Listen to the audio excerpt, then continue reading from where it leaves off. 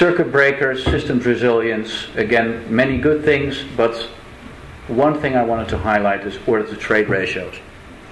Order-to-trade ratios which have been very much brought into this whole market abuse sphere. So why are order messages high in a competitive market? So let's start with that. This is a screen-based market, right? And we also have to understand the screen-based market is always competing head-on with the OTC or off-exchange market. So the tighter the pricing on the screen-based market, the less OTC trading, the less incentive you will have for OTC trading. And always keep that in mind.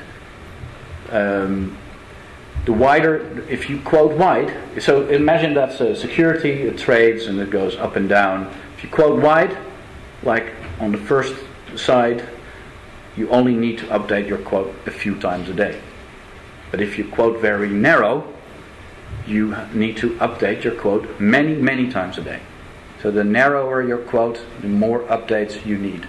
So that's a direct result of competition, and that's why this order-to-trade ratios have gone up. But at the same time, hopefully, as I've been able to show, so has liquidity, and so have many other things, many other positive benefits as well. What determines an order-to-trade ratio? Well, if I'm quoting very narrow, but there isn't much volume coming down, i.e. the stock is relatively, or the security is relatively illiquid, the trading volume is low, the order-to-trade ratio will be very high. Volatility is high, we need to update even more, our order-to-trade ratio also will be very high. If you limit these order-to-trade ratios, the first thing that will happen is that the lesser liquid securities of spreads will widen immediately. The exchange-traded funds, options, exchange-traded options, they will widen immediately as a result. If tick sizes are wider, order-to-trade ratios are lower. But then, wide tick sizes, more of exchange trading, higher cost to the end users. Typical order-to-trade ratios for an electronic exchange. So a liquid equities exchange, liquid, incumbent, one of the large exchanges will have order-to-trade ratios. And the total trades they do and the total orders that they transact in equities of about 10 to 1. Nothing to worry about. But if you're a startup exchange, so you want to start a new multilateral trading facility today, you want to compete with an incumbent to try to drive down costs and what have you, you will need much, much higher order-to-trade ratios because there isn't much volume coming into your exchange, but you do have liquidity providers who are always managing to quote the best price. So if you would have, if the current market abuse directive proposal 250 to 1 would have been enforced over the last 6 years, there would be no Chi-X, there would be no BATS, there would be no new initiative MTF in Europe. And as a result, exchange costs would be higher. There would be no competition. So kills innovation, it kills competition. The other thing it kills is exchange-traded derivative markets. Some exchange-traded derivative markets, options market, have order-to-trade ratios of 12,000 to 1 because there isn't much volume. So we were making maybe a market in 400 different option series on one security, and some days a few of those won't trade at all. But you will always update your quote. So whenever somebody decides, now I want to buy or now I want to sell, they get the exact right price at that point in time. So if you limit the order-to-trade ratios, exchange-traded derivatives markets are almost impossible. So you will have, and again, exchange-traded derivatives markets, option markets, about 20% of all volume actually trades on the exchange. 80% trades off exchange. In the OTC market, off exchange market. You will see much more of that because you're making the screen-traded markets much harder to transact on as a result. ETF markets, exactly the same. Exchange-traded funds, today about 70% of all exchange-traded funds trade off exchange. The exchange provides a mechanism for people to trade on the exchange, on the order book, in the lit and transparent market. And the tighter the quote, the more incentive there is to trade on that exchange. You limit the order-to-trade ratio, quotes will widen. Lastly, market abuse and order messages. So, there is no evidence whatsoever of any link between market abuse and excessive order messages. So, the concept of quote stuffing was something that came up just after the flash crash. That this was one of the causes of the flash crash. This was a research firm that I don't think anybody had ever heard of. We certainly hadn't. That was in one of the outskirts of Chicago, and they came up with a very nice theory about quote stuffing and certain shark fin patterns that they had witnessed in the market as the cause of the flash crash. Quote stuffing is not something anybody has really witnessed. There's been no regulator that has really witnessed it, or exchange that has witnessed it. The SEC CFTC report on the flash crash states that the evidence does not support this hypothesis that delays in the feeds triggered or otherwise caused the extreme volatility witnessed that day. Now, there is very considerable evidence of better markets as a result of automation, and order messages are a byproduct of more efficient screen-traded markets. And screen-traded markets compete on prices with OTC. Lastly, high message rates are not market abuse, they are certainly sometimes inefficient.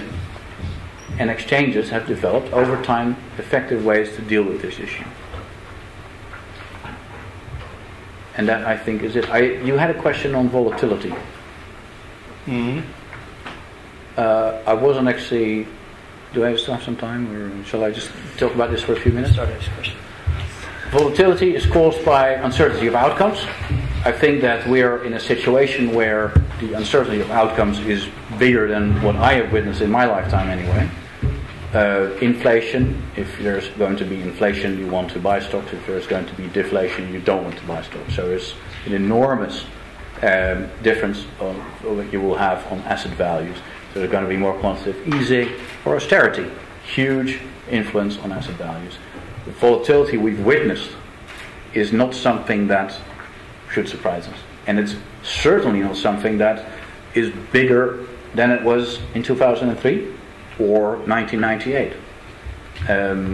If you actually look at the intraday volatility versus the overnight volatility. So overnight, let's say that overnight even the most ardent speculator or manipulator is asleep.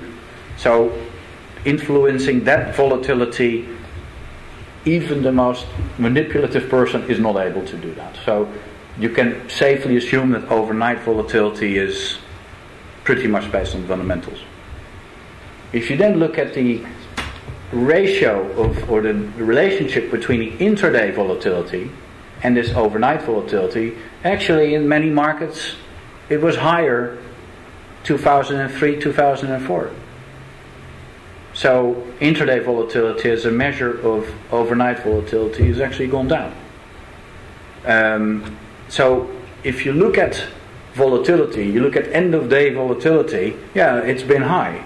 But it's very hard to influence that volatility if markets are closed. Right? So you actually have to look at intraday volatility and then to try to equalize it. What is that in relation to overnight volatility when everybody is asleep? Okay. What do you mean everyone is asleep? Overnight volatility is not, you can't influence overnight. Yeah, but a European security, the European security does not trade overnight. But I thought that everything is about the global impact. The market never sleeps, I was told. Well, we're looking here at, for example, the AEX index, and after 5:30 European time, the AEX index is closed. And there's trading for another a few hours in New York, which is in some of the securities, But by and large, all those securities, the future doesn't trade overnight, and the vast bulk of securities do not trade this overnight. Smartphone, I have all the markets here globally. They are trading all. Yeah. But the markets when are I'm open. asleep, they are trading here. Well, in the US they are, but not the AEX. But not the AEX. So, Tokyo Stock Exchange looks at non-co-located clients. So they looked at a big down day, which was on the 9th of August 2011, and they looked at where most of the selling pressure was coming from. Their non-co-located clients, which is something you would naturally expect. The co-located clients, which if you overlay these two graphs, were reacting in buying spikes to the selling spikes from the non-co-located clients. And then, last but not least, if you look at the asset classes asset classes that are basically purely traded OTC, credit default swaps, interest rate swaps, you've seen even much higher increases in bouts of volatility than in the exchange traded asset classes. So again, this obviously is not a high frequency asset class because it's purely traded OTC, but the volatility spikes are much higher than what they are in exchange traded asset classes. So the whole idea of this adding to volatility is, we believe, flawed. Okay. Thank you very much. Thank you.